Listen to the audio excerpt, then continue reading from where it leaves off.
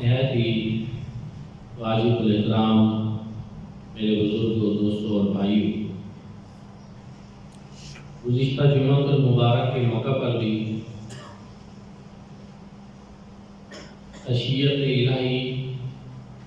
خوف خدا، اس حوالے سے کچھ گزارشات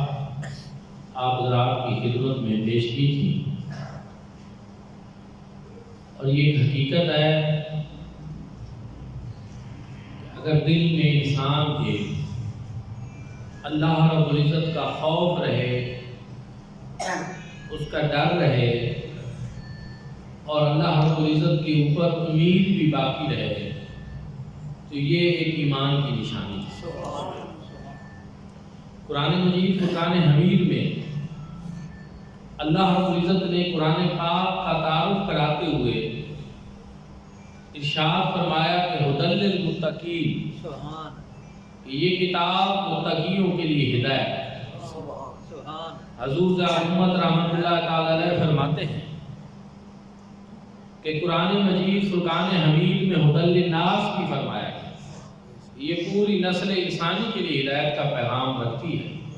یہاں متقیوں کو کیوں خاص کیا گیا؟ فرمایا اس لیے کہ اس میں ہدایت کا سامان تو پوری نسل انسانی کے لیے موجود ہے،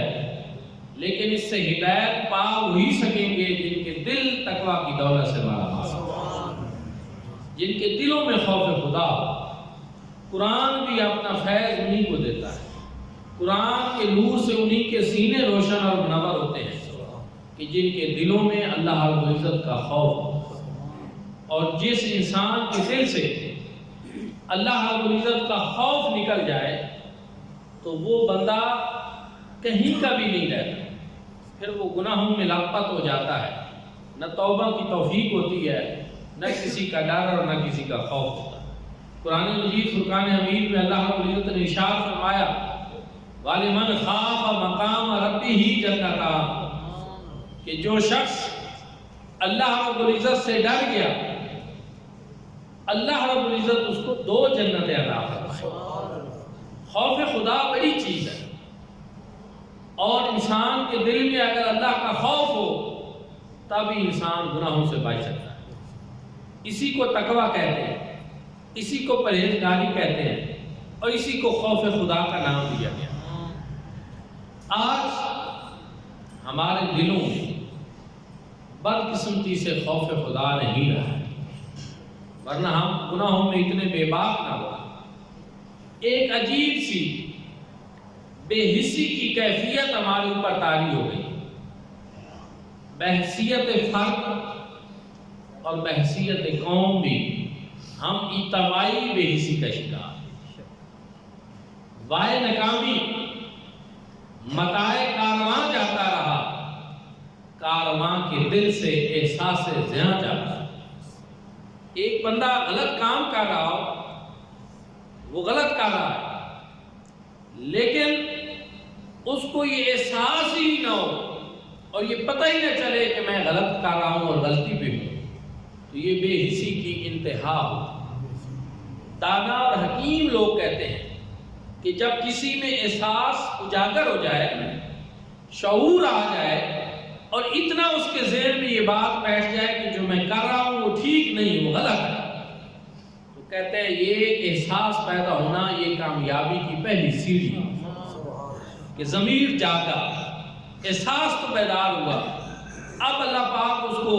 اس کام سے رکنے کی بھی توفیق دے گا۔ لیکن ایک کام، غلط کام، اس کو انسان غلط سمجھ ہی نہ رہا ہو اور جائز سمجھ کر کر رہا ہو، تو یہ تو اور زیادہ بدقسمتی کی بات۔ فی زمانہ جس معاشرے میں آپ اور میں ہم رہ رہے ہیں، اب تو علماء نے فتوے بدل دی کہ بہت سارے وہ ناجائز کام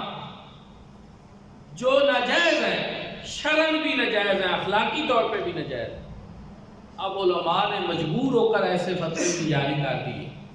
کہ آپ اپنا کام نکلوانے کے لیے بامر مجبوری وہ ناجائز کام بھی اب کر دیے، دل سے برا جانتے ہوئے، کیونکہ اس کے علاوہ کوئی چارہ کار ہے۔ تو یہ انتہا نہیں ہے تو اور کیا ہے؟ حالانکہ چاہے کچھ بھی ہو جاتا، تو ہمیں یہی درس دیا جانا چاہیے تھا کہ آپ کبھی بھی اصولوں پہ سودے بازی نہ کریں، لیکن لوگ مجبور ہیں۔ یہ مثلا رشوت ہی کوئی لے لے، اس کے بارے میں اب موجودہ فتوے کیا ہیں علماء، حالانکہ الراشی والمرتشی کلاہما فی النار، رشوت دینے والا اور لینے والا دونوں جہنم۔ لیکن ہماری سسٹم میں یہ اتنی رچ بس گئی ہے، ہمارے معاشرے میں، ہمارے دفاتر میں، ہمارے سارے سلسلوں میں، اب کبھی رشوت دیتے وقت دینے والے کو اور لیتے وقت لینے والے کو یہ پریشانی نہیں ہوتی کہ ہم کوئی غلط کام کر، یہ چائے پانی ہے، یہ خدمت ہے، یہ فلاں۔ سنیں، جن بزرگوں کے ہم نام لے بات ہیں، امام الائمہ جناب امام اعظم ابو حنیفہ نعمان بن ثابت رضی اللہ تعالی، ایک شخص نے آپ کا قرضہ دینا تھا، آپ اس سے قرضے کا مطالبہ کرنے کے لیے اس کے گھر کے پاس تشریف لے گئے، سخت دھوپ تھی، کڑی دھوپ تھی، آپ اس کی دیوار کے سائے سے فوراً پیچھے ہٹ کر کھڑے ہو گئے، دھوپ لگ رہی تھی، آپ وہاں اس دیوار کے سائے میں کھڑے ہو سکتے تھے، لیکن تقویٰ نے کہا کہ نہیں، چونکہ اس شخص نے میرا قرضہ دینا ہے، میرے پیسے اس کے ذمہ ہیں، تو یہ کہیں اس کے اوپر ایک طرح کا سود نہ بنے۔ یہ تقویٰ کی انتہا، حالانکہ شرعاً ممانعت نہیں تھی، کوئی ایسا امر نہیں تھا اس درجے کا کہ اگر آپ کھڑے ہو جاتے تو واقعی کوئی سود بن جاتا، نہیں۔ جس مقام پہ وہ ہستی تھے وہ سمجھتے تھے کہ نہیں، میں نے اس سے چونکہ قرض لینا ہے، اس لیے اب اس کے سایہ دیوار میں مجھے کھڑا نہیں ہونا چاہیے، کہیں یہ سود نہ بنے۔ کیا وہ لوگ تھے، کیا وہ روشن ضمیر لوگ تھے، اور کس تقویٰ کے وہ مالک تھے۔ اور آج آپ دیکھیں کہ آج وہ گناہ جو حقیقی معنوں میں گناہ ہے اور صحیح معنوں میں گناہ، اس کو گناہ سمجھے ہی کیا۔ ہمارے بہت سارے وہ کام جو آج سے 10 سال پہلے معاشرے میں غلط سمجھے جاتے تھے، کام اب وہی ہو رہے ہیں، لیکن اب اس طرح ہو رہے ہیں کہ اب ان کو غلط بھی نہیں سمجھا جاتا۔ یہ ظلم ہے، یہ ایک بڑی زیادتی ہے جو ہم اپنے ساتھ کر رہے ہیں۔ کیا آپ مجھے بتائیں کہ گناہ کا کام اگر میں اس کو گناہ سمجھ کر کروں یا نہ سمجھ کر کروں وہ نیکی بن جائے گا؟ نہیں بنے، اپنے آپ کو دھوکہ ہم دے رہے ہیں۔ اور قرآن پاک میں ہے کہ شیطان جو ہے وہ لوگوں کو گناہوں کے کام زیادہ خوبصورت کر کے دکھاتا ہے، اس میں چالوی ہوتی ہے، کام کرنے والا یہ سمجھتا ہے کہ یہ بڑا حسین کام ہے، دل لبھانے والا ہے، جی لگ جاتا ہے اس کا، اس میں شیطان ہے وہ ایسا کرتا ہے۔ لیکن میرے بھائیوں اور دوستوں، جو رحمان کے بندے ہوتے ہیں وہ ان چیزوں سے اپنے آپ کو محفوظ رکھتے ہیں، وہ بچتے، وہ تقویٰ اختیار کرتے ہیں، وہ ہر حال میں خوف خدا رکھتے ہیں۔ ابھی 2-3 دن قبل لاہور کے پتوں کی میں کہیں سوشل میڈیا پہ ایک ویڈیو وائرل ہوئی کہ شادی ہال میں ایک بندہ فوت، اس کی میت پڑی رہی جب کہ شادی والے لوگ کھانا کھاتے تھے۔ وہ ویڈیو ایک وائرل ہوئی ہے، چینلوں پہ بھی وہ آئی ہے اور سوشل میڈیا پہ۔ حیران میں نے دیکھی، میں نے کہا یہ وہ ملک جو اسلامی جمہوریہ پاکستان ہے، جو پاکستان کے نام پہ حاصل کیا گیا، اس میں حکمران تو ہر دور میں تقریباً ایسے ہی ہوتے ہیں۔ اب ہم ان کو کیا کہیں یا نہ کہیں، ہم اپنا سوچیں ذرا، ہم اپنا دیکھیں کہ جس ماحول میں ہم نے آنکھ کھولی، ہمارے عام طور پر گاؤں میں، ہمارے محلے میں نہیں، کسی دوسرے محلے میں کوئی فوت ہو جاتا اور اس گاؤں میں دوسرے محلے میں دوسرے کنارے پہ شادی ہو رہی ہوتی تو وہ ڈھول سلسلے بند کرتے، لائٹنگ بجھا دیتے تھے کہ ٹھیک ہے شادی تو اب سنت نکاح ہم کریں گے، لیکن ہمارے محلے میں نہیں، ہمارے گاؤں میں کسی گھر میں ایک میت ہو گئی ہے، ہم نے اب ایسا نہیں کر. حالانکہ یہ نہیں، اس میں کوئی شرعن رکاوٹ نہیں، یہ اخلاقی باتیں ہوتی، قدریں ہوتی ہیں، انسانیت کا ایک احساس، ایک درد ہوتا ہے. یہ چیز تھی. اب تو اس گاؤں اور اس دوسرے محلے کو چھوڑیں، اسی محلے میں اور ساتھ پڑوس میں ہم دیکھتے ہیں کہ ایک طرف شہنائیاں بج رہی ہوتی ہیں اور ایک طرف ماتم ہو رہا ہے. اور یہ تو دور کی بات ہے، جس بے حسی میں اب ہم پہنچ گئے کہ اب تو شادی حال میں میت پڑی ہے اور لوگوں کو کھانے کی فکر پڑی، کوئی اس کا پرسان حال نہیں. وہ نوح گناہ ہے وہ میت، اور وہ ہم سب کے منہ پر تماچے مار رہی ہے کہ تم کون سی بے حس قوم بن چکے. مجھے یہ بات اس لیے کہنا پڑی کہ جس ڈگر پہ ہم چل رہے ہیں بحیثیت قوم، یہ ایک فرد کا معاملہ نہیں ہے، یہ میری ایک بے حسی کا معاملہ نہیں. اب اس طرح کی بے حسی جو ہے اس میں ہم سب شریک ہوتے جا، ماحول ایسا بن گیا، سسٹم اب ایسا آ گیا ہے کہ ہر ایک کو اپنی پرواہ پڑی، ہر ایک کو اپنی فکر ہے. ارد گرد جو ہوتا ہے ہونے دو، لیکن اگر معاشرے کو واقعی ایسے چھوڑ دیا جائے کہ ہر فرد مفاد پرست ہو جائے اور اپنا مفاد پیش نظر رکھے، تو پھر یہ معاشرہ، یہ سوسائٹی، یہ کس طرف جائے، انسانیت کس طرف چلی جائے. اور ہم جس مذہب کے پیروکار ہیں، جس دین اسلام کے ہم ماننے والے ہیں، اس کی کیا تعلیمات یہی ہے. مولانا ظفر علی خان نے کہا تھا، اخوت اس کو کہتے ہیں، چبھے جو کانٹا کابل میں تو ہندوستان کا ہر پیرو جواں بیتاب ہو جائے. پیر کہتے ہیں اس لینگویج میں، اس دور میں بوڑھے شخص، جوان کہتے ہیں جوان آدمی، کہ اگر کابل میں کسی کے پاؤں میں کانٹا چبھے تو ہندوستان کا ہر بوڑھا اور جوان بیتاب ہو جائے، وہ پریشان ہو جائے کہ ہمارے مسلمان بھائی کے پاؤں میں کانٹا چبھا ہے. یہ اگر آج وہ مولانا ظفر علی خان صاحب زندہ ہوتے اور یہ حال دیکھتے تو کیا کہتے کہ اس دور میں تو وہ ہندوستان اور پاکستان تو تھا نہیں نا، ہندوستان مجموعی طور پر بر صغیر پاک و ہند، اور کابل کی بات وہ کر رہے ہیں اس دور میں. اب اپنے ملک میں، اپنے ماحول میں، اپنے ارد گرد ہمارے کلمہ گو مسلمان جو ہیں ان کے ساتھ کیا ہو رہا ہوتا ہے، اور ہماری بے حسی کی بے حسی کا عالم. قرآن نے کہا انما المؤمنون اخوہ، کہ مومن آپس میں بھائی بھائی ہیں. اخوت اور بھائی چارہ. آپ دیکھیں جب حضور نبی کریم صلی اللہ علیہ وآلہ وسلم مکہ سے ہجرت فرما کر مدینہ طیبہ تشریف فرما تو آپ کے ساتھ جن لوگوں نے، آپ کے جانثاروں اور وفاداروں نے ہجرت کی، وہ لوگ تھے جنہوں نے مکہ میں اپنی قیمتی زمینیں چھوڑ دی، گھر چھوڑ دیے، رشتہ دار چھوڑ دیے، اپنا سب کچھ جو ہے حضور علیہ السلام کے نام پہ قربان کیا. اور وہ سارے اثاثے چھوڑ کر جب مدینہ طیبہ آئے تو حضور علیہ السلام نے فرمایا کہ اب مواخات مدینہ ہونی چاہیے،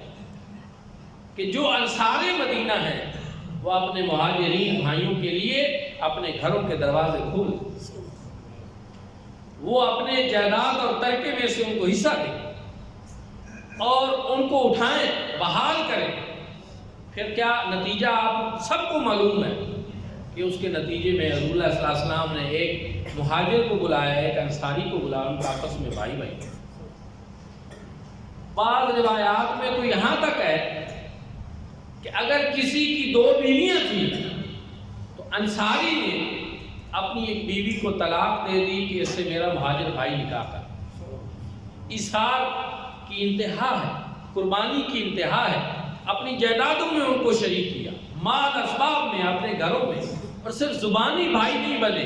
حقیقی بھائیوں کی طرح ایک دوسرے سے سلوک کیا. آج یہ روایات، یہ خوبصورت روایات، یہ حسین روایات، یہ تابندہ روایات ہمارے معاشرے سے کدھر جا رہی ہیں کہ سب کلمہ گو ہیں، ایک ہی رشتہ وحدت میں پروئے ہوئے ہیں، سب لا الہ الا اللہ محمد رسول اللہ صلی اللہ علیہ وآلہ وسلم پڑھنے والے ہیں، لیکن آپس میں کوئی پیار نہیں، کوئی کسی سے دوسرے سے غرض نہیں، کسی کی غمی سے ہمیں غم نہیں پہنچتا اور کسی کی خوشی سے ہم خوش نہیں. بلکہ اب نفسیات یہ ہے کہ 3 دوست تھے، انہوں نے اکٹھے امتحان دیے۔ وہ گئے وائٹ بورڈ یا بلیک بورڈ یا نوٹس بورڈ پہ، جب ان کا رزلٹ اویزاں ہوا تو وہ دیکھنے کے لیے تینوں گئے، تو وہاں پہ انہوں نے جو دیکھا کہ جو کامیاب لوگ تھے ان میں فوری نظر جب دوڑائی نا تو ان تینوں کو اپنے نام نظر نہ آئے، تو ان کو لگا کہ ٹھیک ہے اب ہم ناکام لوگوں کی فہرست میں ہوں گے۔ ادھر تلاش کیا، 2 کو ادھر نام مل گیا اپنا کہ ہم ناکام ہوئے۔ تیسرے کے بارے میں بھی وہ وہی سوچ رہے تھے کہ یہ بھی ناکام ہوا ہوگا، ہماری طرح کا ہی ہمارے ساتھ ہی ہوگا، لیکن اتفاق یہ ہوا کہ اس کا نام جو کامیاب ہوئے تھے ان میں سب سے اوپر ٹاپ پہ تھا۔ تو اب وہ دوست کو پتہ کیا کہتے ہیں؟ وہ کہتے ہیں کہ جب ہم نے نام تلاش کیے اور کامیاب لوگوں میں ہم تینوں کا نام نہیں تھا تب بھی ہم پریشان ہوئے تھے، لیکن اب آپ کا نام کامیابی میں سر فہرست دیکھ کر تو ہم زیادہ پریشان ہوئے۔ اب تو ہمیں زیادہ پریشانی ہوئی کہ ہم فیل ہے اور آپ پاس کیوں۔ یہ ایک نفسیات، اب یہ سائیکو ہے ہماری پوری سوسائٹی کہ اب ہر شخص یہ چاہتا ہے کہ میں اگر فیل ہو رہا ہوں تو دوسرے کیوں پاس ہو رہا ہوں، وہ بھی فیل، میں ناکام ہوں تو دوسرے بھی ناکام۔ لیکن دوستوں اور بھائیوں، اگر اس طرح ہم سوچتے رہیں گے تو کانٹے بڑھ جائیں گے۔ ہر بندہ اپنے حصے کا ایک کانٹا بکھیر دے راستے پہ تو سارا راستہ کانٹوں سے بھر جائے گا۔ کچھ تو ایسے لوگ ہونے چاہیے جو ان کانٹوں کو راستے سے صاف اور ہٹائیں۔ حضور نبی کریم صلی اللہ علیہ وآلہ وسلم نے ارشاد فرمایا کہ راستے سے کانٹا ہٹا دینا یہ بھی ایک صدقہ ہے۔ اس بات کو سمجھانے کے لیے کہ اتنی چھوٹی سی چیز ہے لیکن تمہارے کسی مسلمان بھائی کو اس سے تکلیف پہنچ سکتی ہے، اس کو ہٹاؤ۔ میرے بھائیوں اور دوستوں، ضرورت ہے اس چیز کہ ہم انسانیت سے پیار کریں، اللہ کی مخلوق سے پیار کریں، اللہ کے بندوں سے پیار کریں۔ حضرت بابا فرید الدین مسعود گنج شکر رحمۃ اللہ تعالی علیہ آپ فرمایا کرتے تھے کہ یہ جو روٹی ہے یہ ایمان کا چھٹا رکن۔ ایک مولانا صاحب پہنچ گئے، انہوں نے کہا ایمان کے تو 5 رکن ہیں۔ یہ بزرگ اور صوفی بھی بڑے عجیب لوگ ہوتے ہیں، چھٹا رکن اپنی طرف سے بنا لیا، وہ بھی روٹی کو، پیٹ کو ساتھ لگا لیا، بڑی باتیں کی اس نے۔ لیکن اولیاء اللہ اور صوفیاء جو ہوتے ہیں وہ بحثیں نہیں کرتے، لڑائی جھگڑوں میں نہیں پڑتے، ان کا ایک اپنا نظریہ ہوتا ہے، وہ دوسروں کے اوپر نظریات ٹھونستے نہیں ہیں، ان کی محبت کی زبان ہوتی ہے، نفرت کی یا مناظروں کی زبان نہیں ہوتی، الٹتے نہیں۔ آپ نے اس کو فرمایا ٹھیک ہے تو جو سمجھ رہا ہے کلمہ، نماز، روزہ، حج، زکوٰۃ یہ 5 رکن اسلام کے ہیں، تو انہیں کو قابو کر، لیکن میرے نزدیک یہ روٹی جو ہے یہ بھی چھٹا رکن ہے اسلام کا اور ایمان کا۔ میں بات نہیں کرتا، اتفاق یہ ہوا وہ پیدل زمانوں میں حج ہوتا تھا، وہ مفتی صاحب مولانا صاحب جو ہیں حج پہ چل پڑے اور راستے میں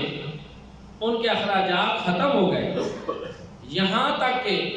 ان کے پاس کھانے کے لیے بھی کچھ نہ بچا، تو بھوک نے ستایا، مرنے کے قریب پہنچے، بالکل لگتا تھا کہ مر جائیں گے۔ تو وہ ان کو ایک بندہ نظر آیا جس کے پاس روٹی تھی، لیکن وہ بندہ غیر مسلم تھا۔ اس نے اس کو کہا میں بھوک سے مار رہا ہوں، مجھے روٹی دو تاکہ میری جان بچ جائے۔ اس نے کہا ٹھیک ہے، میری شرط ہے کہ آپ کو کلمہ چھوڑنا پڑے گا اور پھر میں آپ کو روٹی دوں۔ اس نے کہا اب جان جاتی ہے اور شریعت میں اتنی گنجائش تو ہے کہ جان بچانے کے لیے کلمہ کفر نہ چاہتے ہوئے بھی زبان پہ لایا جا سکتا ہے، اور تھوڑا سا حرام جس سے جان بچ جائے اتنا کھایا جا سکتا ہے۔ اب جان جا رہی ہے، اس نے کہا ٹھیک ہے مجھے دے، میں کلمہ چھوڑتا ہوں۔ دل سے نہیں چھوڑا، زبان سے اس نے چھوڑ دیا اور پھر آگے چل پڑا۔ اس نے حج بھی کیا، واپس بھی آیا، آتے ہی سیدھا حضرت کے قدموں میں گرا۔ سمجھ آ گئی اس کو کہ یہ ایسی چیز ہے، یہ فقر اور فاقہ ایسا ہے کہ عربی میں کہتا ہے کادل یکونو کادل فقرو ان یکونا کفرا، کہ قریب ہے کہ کسی کا فقر فاقہ اس کو کفر تک لے جائے، اور وہ معاملہ یہی ہوا بھوک نے ستایا تو کلمہ بھی ظاہری طور پر چھوڑنا پڑا، اگرچہ دل سے اس نے نہ چھوڑا۔ میرے بھائیوں اور دوستو، اللہ والے کیا، حضرت بابا فرید الدین مسعود گنج شکر رحمۃ اللہ تعالی علیہ اس لیے روٹی کو چھٹا رکن قرار دیتے تھے کہ مخلوق خدا جو ہے وہ بھوکی نہ مرے۔ اپنا لنگر چلا دیا اور لوگ آتے تھے، اور جو آپ کا مرید ہونا چاہتا تھا آپ کہتے تھے پہلے تم لنگر کھاؤ، یہاں ٹھہرو اور پہلے لنگر کھاؤ اور پھر اس کے بعد میں تجھے مرید کروں گا، تاکہ وہ لنگر کی روٹی اور غذا جو ہے وہ تمہارے اندر جائے اور تمہارے اندر کی جتنی غلاظت ہے وہ باہر اور نور بھر جائے تمہارے۔ دوستان ذوقات، مخلوق خدا کو اللہ والوں نے فائدہ پہنچایا، لنگر خانے کھول دیے۔ اور ایک عجیب بات میں آپ کو بتاؤں کہ حضرت بابا فرید الدین مسعود گنج شکر نے جب لنگر خانہ کھولا تھا تو اس وقت اس جگہ کا نام اجودن تھا، پاک پتن تو بعد میں بنا۔ ہندو رہتے تھے سارے وہاں، جو جب آپ گئے کچھ کو مسلمان کیا، پھر کچھ کو، لیکن آپ نے اپنے لنگر خانے پہ دسترخوان پہ یہ ارشاد فرما رکھا تھا کہ جو بھی کھانے کے لیے آئے کبھی کسی سے اس کا مذہب نہیں پوچھنا کہ تم مسلمان ہے یا تو ہندو۔ اللہ کی مخلوق سمجھ کر ہر بندے کو کھانا کھلایا، اور نتیجہ کیا نکلا کہ وہ غریب فاقہ کش لوگ غیر مسلم اس حسن سلوک کی وجہ سے کلمہ پڑھتے اور مسلمان ہو گئے۔ تو میرے بھائیوں اور دوستو،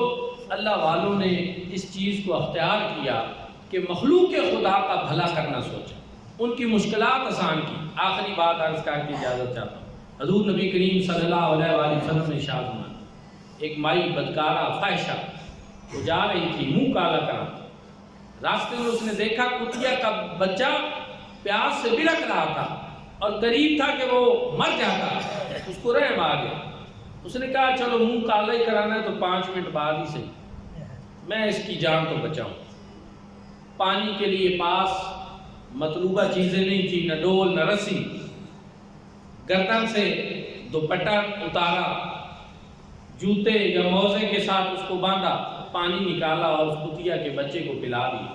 اس کی جان میں جان آ گئی۔ حضور نبی کریم صلی اللہ علیہ وآلہ وسلم ارشاد فرمانے والے کہ اللہ پاک کو اس کی یہ ادا اتنی پسند آئی کہ رب تعالیٰ نے اس کے اس عمل کی وجہ سے اس کی بخشش اور مغفرت، اس کو توبہ کی توفیق عطا کی،